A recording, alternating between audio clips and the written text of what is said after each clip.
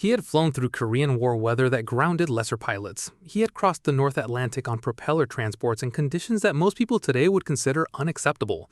He had, by any reasonable measure, seen everything that commercial aviation could put in front of a man, and handled it without visible strain. The Boeing 707 still found him out. Not dramatically, not in a way that made headlines or ended careers, but in the quiet, specific way that only other pilots would recognize. A moment on approach when his hands did what 10,000 hours had trained them to do, and the aircraft responded in a way that 10,000 hours hadn't prepared him for. He caught it, he always caught it, but for a long time afterward he thought about that moment, about what it meant that an airplane could reach that far back into a man's experience and find the place where his confidence outran his mastery. This is that story. To understand why the 707 was so demanding, you first have to understand the men it demanded things from, because this story is as much about them as it is about the aircraft. The pilots who transitioned to the Boeing 707 in the late 1950s were not young men finding their way. They were seasoned professionals, many of them military veterans who had built careers on a foundation of demonstrated competence under genuine pressure. They had flown fighters and bombers in wartime. They had crossed oceans on propeller transports through weather that would be considered extraordinary today. They had logged thousands of hours in aircraft that were demanding in their own right, aircraft that required physical strength at the controls, constant vigilance, and a kind of instinctive whole-body awareness of what the machine was doing and what it was about to do. That awareness, that deep, physical, almost unconscious feel for an aircraft, was not something they had been taught in a classroom. It had been built over years of incremental experience, refined through minor emergencies and long sectors, and the slow accumulation of pattern recognition that eventually becomes something indistinguishable from instinct. It lived in their hands, in their peripheral vision, in the way they heard an engine note change before the instruments confirmed it. And the world of propeller aviation reinforced and rewarded that instinct continuously. Propeller aircraft talked to you, they vibrated, they shook during stalls in ways your body recognized. They responded to control inputs with a physicality that kept you connected to what the aircraft was doing, even when your conscious attention was elsewhere. An experienced propeller pilot didn't just fly his aircraft, he wore it, the way a craftsman wears a tool that has been in his hands long enough to feel like an extension of himself.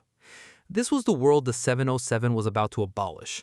Not gently, not gradually, but completely. Overnight, at the specific moment each pilot climbed into the left seat for his first training session and discovered that everything his hands knew was at best a starting point, and at worst, actively misleading. The airlines knew this transition was going to be difficult. What they perhaps didn't fully anticipate was how difficult it would be for exactly the pilots they most trusted, the experienced ones, the ones with the deepest instincts, the ones whose very expertise made unlearning the hardest thing they had ever been asked to do. The 707 was built from engineering decisions that were each individually logical, collectively revolutionary, and almost uniformly disorienting to pilots whose experience had been built on different foundations. Begin with the swept wing, because everything about the 707's handling started there. The wing swept backward at an angle that was dramatic for commercial aviation standards, an aerodynamic necessity that allowed the aircraft to operate efficiently at speeds approaching the sound barrier without the compressibility problems that had plagued earlier high-speed aircraft. But swept wings don't just change cruise performance, they change everything. They change how the aircraft stalls. They change the relationship between speed and lift at the low end of the envelope. They change how the aircraft responds to control inputs in ways that pilots accustomed to straight-wing propeller transports found again and again, subtly but consequentially wrong. The stall behavior was the most immediately important difference. On a straight-winged aircraft, a stall announces itself through the entire airframe. Buffeting, shaking, a whole-body communication that gives the pilot time and information. On the 707's swept wing, the stall could begin at the wingtips before spreading inward, and the buffeting that pilots relied on as a primary warning came later and with less margin than their experience suggested. The aircraft had systems, stick shakers, aerodynamic devices, designed to compensate for this, but learning to trust an instrument warning over the felt absence of buffeting required pilots to actively override an instinct that had kept them alive for years. That override was not automatic. It had to be practiced until it became the new instinct, and the practicing took time that experience alone could not shortcut. Then there was engine response, specifically the lack of it. Propeller engines respond to throttle inputs almost immediately. You push the levers forward and the aircraft tells you, quickly and physically, that power is arriving. Jet engines of the 707 era had a spool-up time, a lag between throttle input and meaningful thrust delivery that was not dramatic in isolation, but critically important on approach, at low altitude, with the ground rising and a need for power that couldn't wait. Pilots whose hands had been trained on piston engines moved the throttles where experience told them to move them, and for a moment that felt longer than it was, nothing happened the way they expected. The correction was learnable. The instinct that needed correcting was deep. The aircraft's inertia was another teacher that arrived without introduction. The 707 was large and fast and, once established in a configuration, intensely committed to remaining in it. Changing the aircraft's energy state, its speed trend, its descent rate, its approach angle, required anticipation measured not in seconds but in long, patient seconds. Pilots who tried to manage the 707 with the responsive, reactive inputs that worked on smaller aircraft found themselves perpetually behind, perpetually correcting rather than anticipating, in a continuous negotiation with an aircraft that had already decided where it was going and needed to be persuaded early or not at all.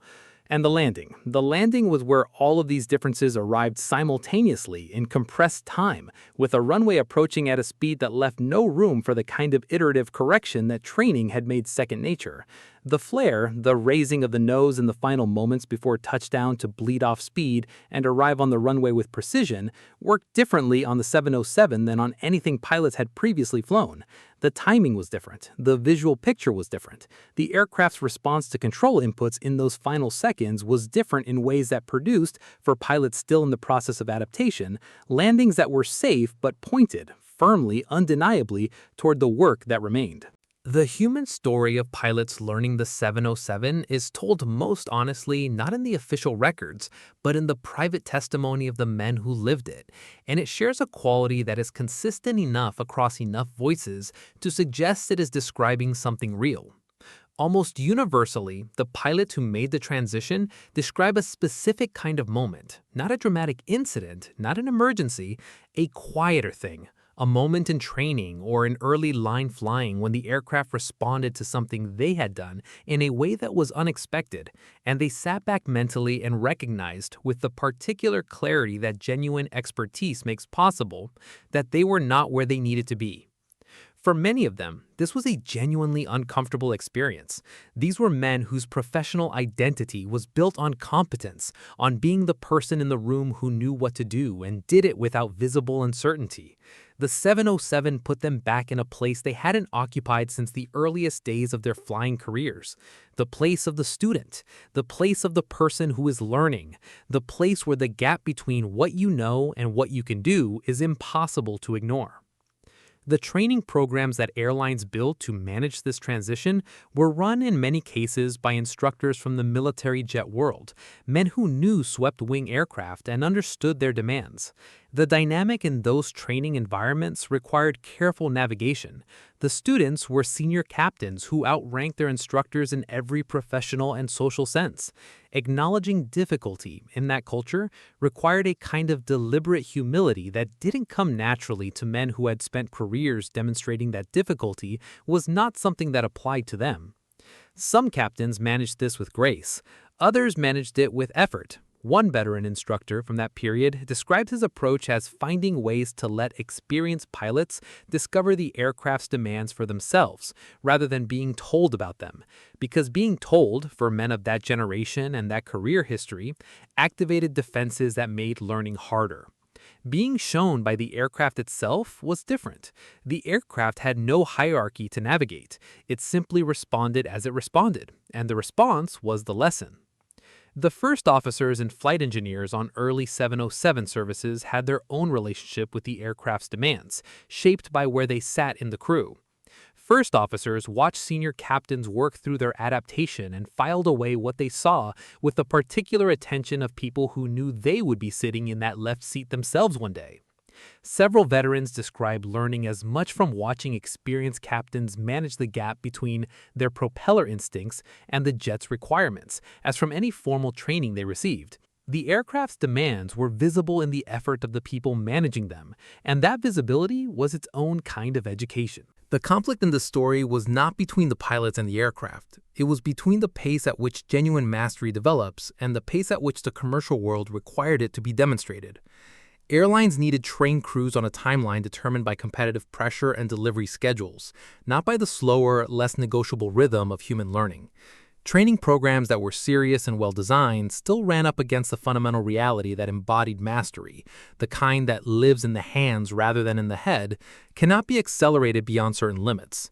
Pilots who had met the required standard and passed the required check rides were placed in operational service, while the deeper process of genuine familiarity with the aircraft was still underway. This was not recklessness. The standards were real, and the pilots who met them were genuinely qualified. But there was a gap between qualified and fully ready. And in the early years of 707 service, that gap was managed in public, with passengers aboard, by professionals who understood exactly what they were doing and found it demanding in ways they couldn't fully acknowledge. The incidents that resulted were not disasters. They were the ordinary texture of an industry learning a new aircraft.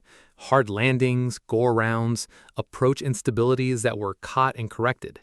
Each one contributed to the feedback loop that gradually tightened the fit between what training produced and what the aircraft required. The 707's operational record over time was strong. The early years were the cost of the transition, and the industry paid it without catastrophe because the pilots managing the gap were skilled enough to manage it even while closing it. The legacy of the pilots who struggled and then mastered the 707 is embedded in every airline training program operating today. The recognition that experience on one aircraft type does not automatically transfer to another, that genuine mastery of a complex machine requires specific time and specific experience that cannot be replaced by general competence, drove the development of the type rating system that now governs commercial aviation worldwide. The simulator hours, the recurrent training requirements, the standardized procedures that define how airlines introduce pilots to new aircraft, all of it reflects lessons learned during the jet transition, when the gap between what experienced pilots knew and what the 707 required was visible enough to demand a systematic response. The pilots who worked through that gap, who put in the hours and the humility, and emerged on the other side genuinely fluent in what the 707 required, built something more durable than their own mastery. They built the professional culture of modern airline aviation, the insistence on procedure over instinct, the recognition that even the most experienced pilot operates within a system of checks and standards designed to catch what individual competence occasionally misses. These weren't abstract principles.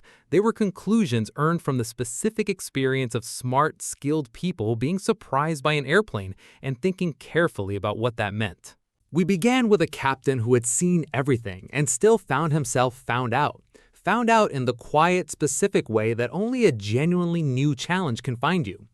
He caught it, he always caught it, and over hundreds of hours, the catching became easier.